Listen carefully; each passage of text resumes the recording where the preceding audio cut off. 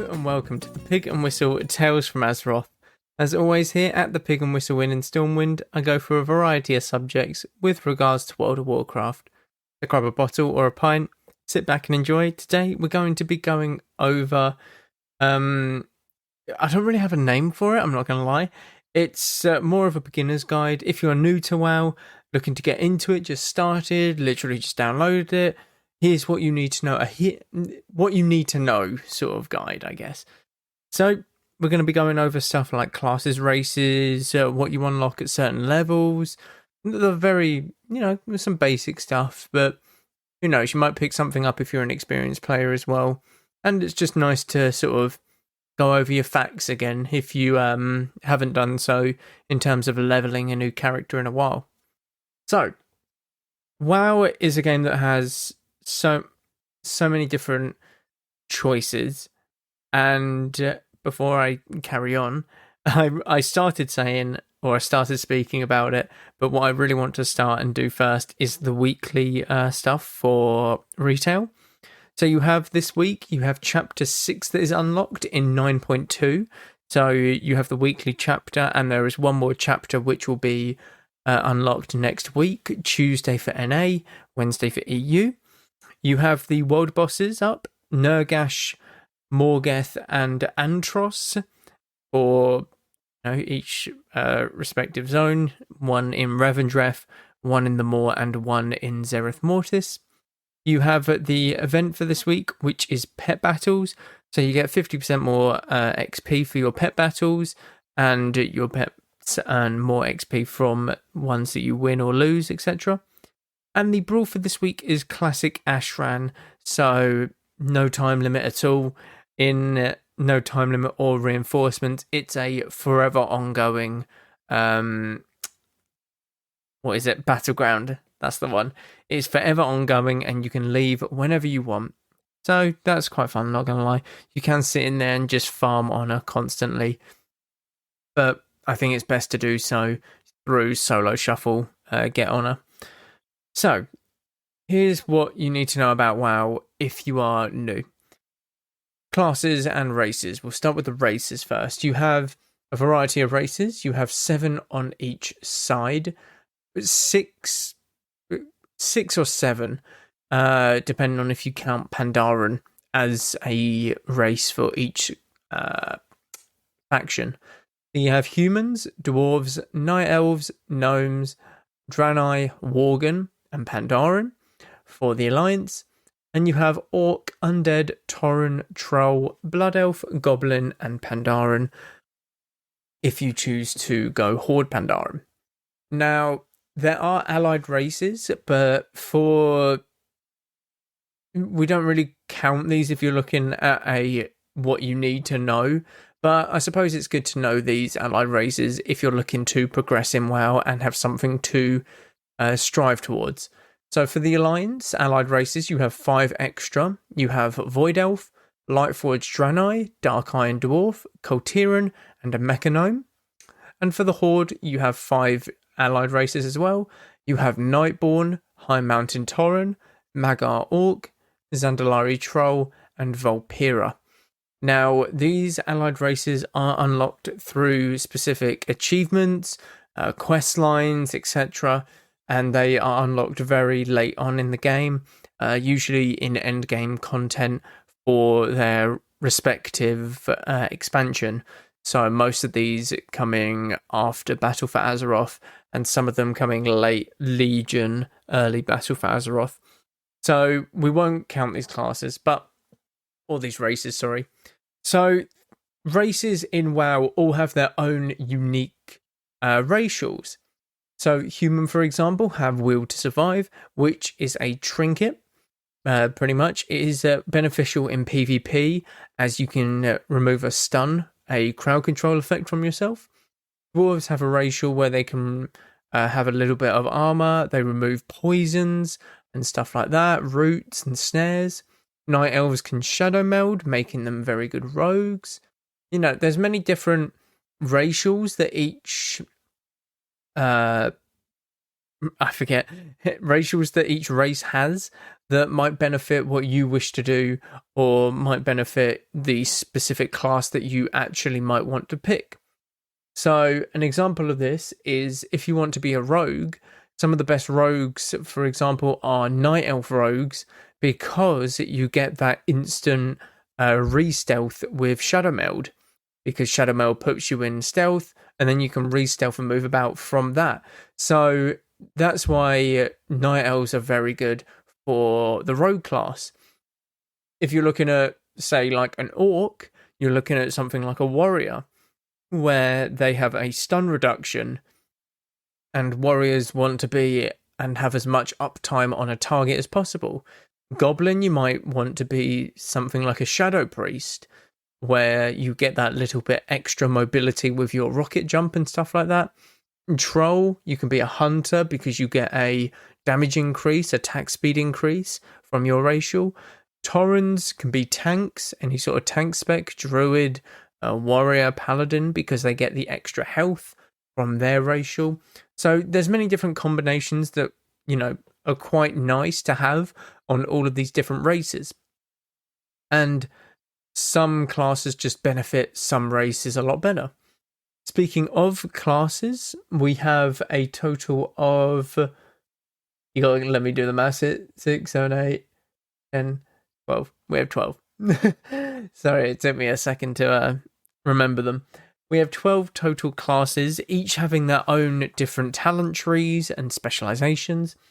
We start off with the warrior, the staple point of every sort of MMO. There's always a warrior, there's always something that wields big axes, swords, and stuff like that. A warrior can be a tank and damage. You have 2 DPS specializations and 1 tank specialization. These specializations are talents, and they, give you certain benefits towards different attributes to your character. So being a tank means that you're tankier, you have a higher health pool, you have a lot more, threat increase abilities, you have a lot more defensive abilities and stuff like that. Damage, again, you're going to do more damage, you have less defensives, etc. For a paladin, you can be a tank, healer, and damage. You have retribution as the DPS specialization. You have holy for the healer specialization, and you have protection for the tank specialization. Hunter is only damage, so you have 3 different talent trees or specializations that are damage. You have survival, you have beast mastery, and you have marksmanship. You have rogue, which is again just a pure damage class. You have subtlety, assassination, and outlaw, I believe it's called. Yep, outlaw, I believe it's called. Priest, you can be a healer and a damage dealer. So you have 2 healing specializations as a priest. You have holy and discipline, and you have shadow as your damage specialization. For shaman, you can be a healer and a DPS. Healer being the restoration specialization, and the DPS being enhancement and elemental. Mage is a pure DPS class with arcane, fire, and frost specializations. That is the same for the warlock. You have affliction, demonology, and destruction for the warlock. Monk can be all 3, a tank, healer, and DPS. Tank obviously being brewmaster, healer being mistweaver, and DPS being windwalker. Yeah, Windwalker Monk, I've pushed them out of my mind. Windwalker Monks, this expansion, I absolutely hate them. Druids can be all 3, and this is this is the only class that has 4 different specializations. You can be a tank, healer, or damage. A tank being a guardian druid, a healer being restoration druid, and you have 2 DPS specializations in feral and balance, each offering a different playstyle. We'll come back to that in a second. Demon Hunter, you have 2 specializations. You have tank and damage. You have vengeance. Yep, for tank. And you have Havoc for DPS. And Death Knight, you have tank and damage specializations. Tank being blood, and the DPS being frost and unholy. So, what does that all mean? Pretty much, if you're looking to play anything that's quite beefy, you're going to be looking at a warrior, paladin, probably a druid, or like a death knight, monk, demon hunter. They're all very beefy and they can all tank. So if you're looking to play something to protect your friends or to sort of take charge, if that's the sort of person that you are, these might be the classes that you want to look at. If you're more of a sit back and support kind of player, obviously you'll be looking at sort of maybe the healing or the sort of more utility damage roles. You're looking at paladin, hunter's very good utility wise, shaman, priest. Priest is very good actually in terms of utility. Again, druid is very good, monk. So if you're looking at that sort of support or utility, definitely these are the classes that you might look at. Obviously, if you're looking at sort of raw damage, probably mage, warlock, rogue, anything like that is your go-to. Again, they all differ in terms of how they play. So you've got about 50-50 in terms of casters and melee DPS. Obviously, you have a warrior that is melee, the retribution paladin that is melee, hunter which is ranged, a rogue that is melee, priest is ranged. Shaman has both melee and a caster DPS spec. Mage is ranged as well as warlock, and then the monk is a melee. Druid has both, and then you've got two other melee DPS in the demon hunter and death knight. So you have such a variety with the classes and race combinations. So you can't obviously be like a druid gnome, because in lore you just don't, I don't know, there's something about it that you just don't see, or it doesn't feel right for gnomes to be druids. So if you were looking to pick a druid for the alliance, you would have the options of a night elf or a worgen for the base races. That's the word I was looking for. If you're looking for the allied races as well, you would have the Cultirans that you could also pick as a druid. If you're looking to pick a monk's not one that I'm familiar with, paladin. Paladin is very broad. You can have a lot of paladins. So for alliance, you would have a human, dwarf, a Draenei. Can Pandarans be paladins? No, they can't. So you'd have a few there. And then if you look at the allied races, you'd have a Dark-Eyed Dwarf that can be a paladin, I'm pretty sure. Or Lightforged Draenei certainly can. And I feel like Cultirans can as well. Am I being stupid? Am I being wrong there? I feel like they can as well. But you have you have a few more options just baseline for a paladin and like a warrior compared to say like druid, because druid only have the night elf and the worgen, whereas paladins and warriors can be anything: dwarf, human, night elf, gnome, Draenei, and worgen. I'm pretty sure. Okay, Draenei can't be warriors. But apart from that, I think everything else can. Have I ever seen a Draenei warrior? They might be able to be warriors. Okay, they can be warriors. I'm not like going crazy in that. So yeah, everything can be a warrior. I'm losing the plot. But yeah, if you're looking for if you have a real strong feeling towards a certain class and how you want to play, if you want to be, you're set in stone going to be a caster, you probably, obviously you don't look at something like a rogue or a hunter, because hunters don't really cast. If you're looking at like specific, you might look at a elemental shaman. So a shaman isn't necessarily a caster, but elemental is as a DPS spec. Warlock, mage, obviously. Again, druid has a lot of stuff that isn't caster, but they do have a caster spec or specialization in balance. So if you know what you want, it's best to do the research to figure out specifically what casters there are in the game. So elemental shaman, balanced druid, warlock, mage, shadow priest as well. These are the casters, and then you can narrow it down from there in terms of how they play, how they feel to the actual player base. Is one more mobile than the other? Like, I could sit here and tell you that druid is a lot more mobile and a lot more easier to run about compared to, say, a elemental shaman that can't run from things because all you can do is waddle away at the same speed, or saying like a shadow priest that has next to nothing mobility at all, or a warlock who's got a bit of extra mobility with gateways. Mage, you have blinks. So there's so many different types of variables that you want to consider.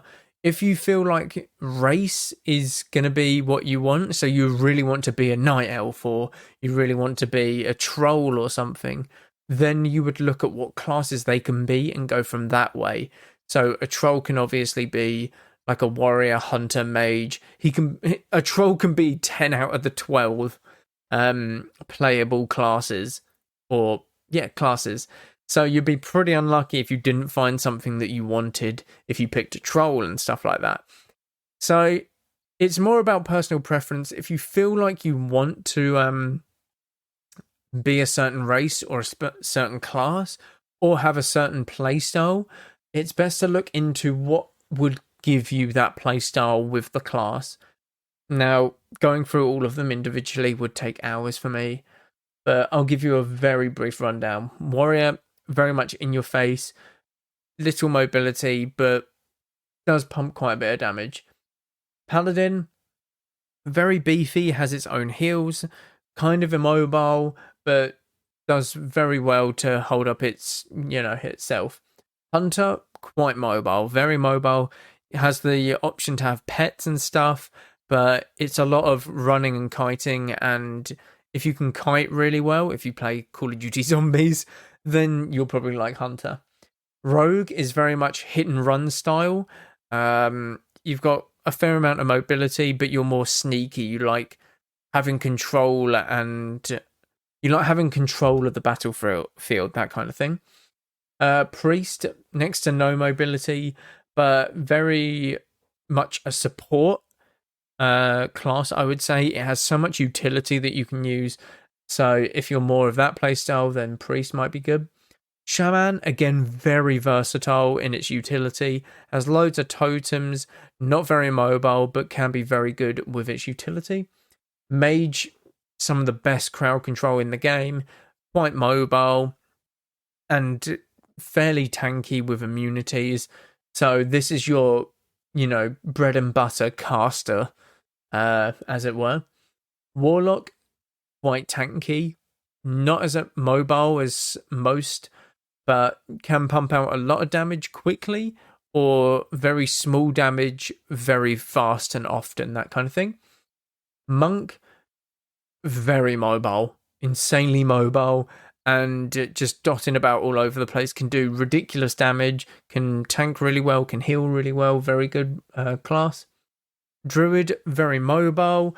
It's all about, figuring out your forms, and if you're constantly like shape-shifting and stuff like that, then this might be the class for you. Demon Hunter, very mobile, very fast-paced. Not a lot of buttons to press, I will say that, but very, very good. And Death Knight, it's very much a get over here Scorpion from Mortal Kombat type of thing. You grip people back to you. You don't let them go. You're constantly hitting them with frost damage and stuff like that. Not mobile, really, but it's more you bring the enemy to you rather than you go to them. So that's like the very bare bones if I had to give any sort of description on the classes. But when you figure out all of your races and your class and you actually enter the game, you obviously are thrown into just leveling. Now, the leveling experience in WoW isn't bad, to be honest. Ever since they introduced the Exile's Reach for new players, where it always leaves you at level 10, it's very good. It's very good. It gives you the very standard and basic instructions on how to play an MMO. And I've tried it myself from an experienced player, like looking in on it from, you know, uh, how I picked it up was very much just through my cousin, helping me play the game and just struggling to go about it, to be honest. You just pick it up. If people tell you that you shouldn't be needing on items, then you'll get there. You'll eventually not need stuff. But yeah, you just sort of had to slug it out and keep going when I first started playing. But no, they give you very good instructions, clear-cut instructions on how to open your character tab, how to open your bags, how to use a Hearthstone, even sort of a dungeon group at the end. By the time that you hit level 10, you will unlock your talents. Now, these talents are your specializations. So this is when you get to specialize in a certain area for your class. So I went over them. So you have warrior that has tank and DPS specializations. You get to specifically pick what you wish to go into. This isn't a choice that will, haunt you for the rest of your life. You can switch these. So you do not need to worry about that at all. You can switch these whenever you're at a rested area. And rested areas are very, very common. I will say that, very common. Any sort of inn or, major city is classed as a rested area. So you get to pick your talents or your specialization. And then at level 15, or I should say at level 10 as well, you unlock battlegrounds, which is a bit weird. I don't know why battlegrounds unlock before dungeons, but it's one of them things. But you can participate in a battleground, a PvP event, player versus player, if you didn't know. And these can be from 3 different battlegrounds. I'm pretty sure it's either Storm, Outric Valley, Arathi Basin, and Warsong Gulch. Very basic, capture the flag, sort of capture the, positions, battlegrounds. So they're very bare bones battlegrounds, but they are very effective in how they play. And it allows you to learn the classes that you go against as well. If you're looking to do PvP within WoW, that's probably the best way that you can learn, is to just go against the other classes and figure out what they actually have to go against you, etc. Now, another big thing that happens at level 10 is your mount. You get your very first mount. It is 60% riding speed, and there's thousands of mounts to collect in the game at the moment. If you just want to be a collector in the game, that is obviously something that you can strive to do, and no one's going to stop you doing it. There's loads of potential for it. People do it all the time. So I think there's 1 or 2 people who have dedicated their entire life to just getting mounts, and they're at like 98% of the entire mount collection collected, and some they just can't get anymore. That's the sad thing. Something like the Spectral Tiger, very a lucrative item, and can be sold for thousands, tens of thousands on eBay and stuff like that. So it's a bit ridiculous, but it happens. So mounts you get at level 10, and they will progressively get better as you level. So when you hit level 20, you will get a 100% ground mount. When you hit level 30, you get a 150% flying mount. And when you hit level 40, you have the option to purchase a 280% flying mount, or 310%, I should say. I'm pretty sure it's 310 now, yeah. At level 15, you have the option to do dungeons. Now, if you're first starting off, I would very much recommend staying away from dungeons until you're a bit more comfortable with just how your class plays as a whole. Because once you've learned how your class is playing, and you've learned sort of your buttons and stuff like that, then you can look to jump into do group content, maybe when you're like level 20 instead of 15, or like level 25, because you don't want to be trying to figure out what your buttons do while trying to figure out what the actual dungeon experience is like, and sort of mechanics that are happening. If that makes sense, it's better to figure out your character first rather than, try and figure it all out in one go, because some people will just get mad in a dungeon, and it's a bit disheartening because some people can be brand new in dungeons, and let's face it, it's just a dungeon, who cares? But some people just, I don't know, they tilt in a dungeon when they don't need to, and it's disheartening for the new player. It really is. So make sure that you're comfortable with the character that you have at the moment before jumping into dungeons. Now, dungeons are great fun. They're a great way to level. They're great fun with friends. If you're just having a piss about with some friends, they're great to hop into to try out different specializations if you want. So if you want to try out, say, a different hunter specialization, then go ahead, because you'll still be a damage dealer. If you want to try out a different warlock one, go ahead, you'll still be a damage dealer, because they're all different ways of dealing damage. If you want to, say, try healing instead of being a damage, then it might be best that you get a group first, or at least test it on some training dummies that are in major cities, just so you know at least what spells that you have to work with. But honestly, these are sort of the very bare bones of what you need to know in WoW. The sort of class and races are the biggest thing, and that's probably something that I would recommend that you take the time to look at more than anything, because I think I regret making my very first character because I didn't necessarily know the classes and races and how one benefited the other back then.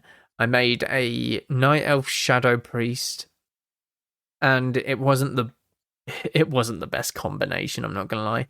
My second druid, my actual main character that is in this expansion, and the one that I actually played by myself for the very first time, is the one, or is luckily enough, a very good class and race combination, mainly because it was a druid, and druids didn't really have a lot where you could go wrong. So, just kind of got lucky, I guess. But that is all for this week. Thank you all very much for listening.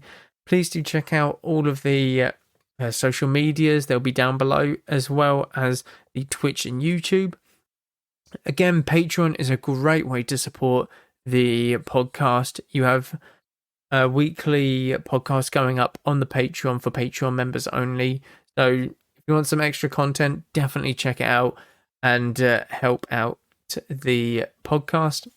Again, thank you all very much for listening, and go with Valor, friend. Goodbye all.